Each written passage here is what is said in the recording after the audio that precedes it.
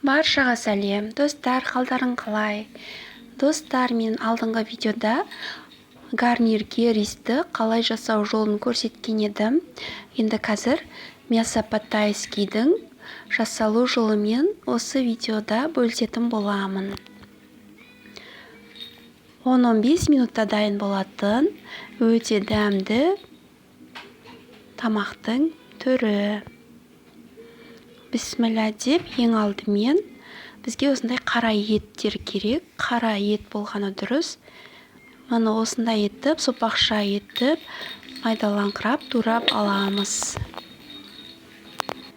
Содан соң етімізді мариновать етеміз. Ол үшін бізге жарты қасық кукурузный крахмал, тұз және соевый соус құйып, етімізді осылай араластырып, етімізді 1 сағатқа, 1,5 сағатқа қойып қоямыз.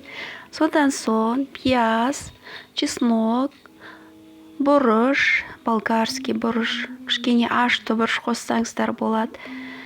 Және қияр қосуға болады. Менде қияр жоқ, сондықтан капуста қосатын боламын. Етіміз 1,5 сағат тұрды.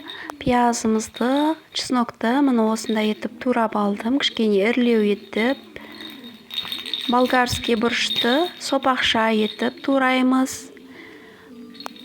Қызыл, жасыл, сарғыш түсті болгарский бұрыш қоссаңыз өте әдемі шығады түрі.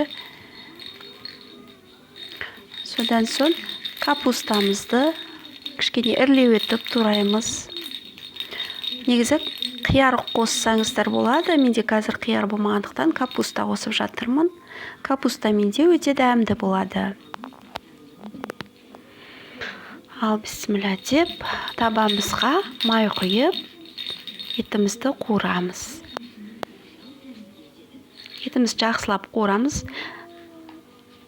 Газымызды орташа отта қуыратын боламыз. Содан соң пиязымызды, чесногымызды салып, тағы да жақсылап қуырамыз.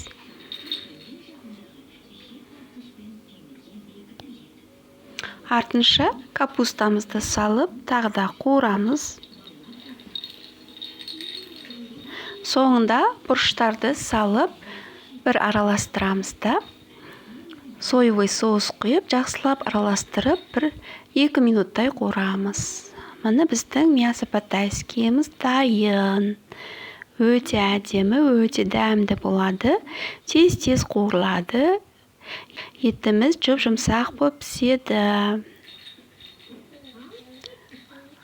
Және бұл тайскийді тауық етімен де жасауға болады. Ол түрін мен келесі видеоларда көрсететін боламын. Достар, видео ұнаса лайк басыңыздар. Мені қолдап кетіңіздер. Рахмет.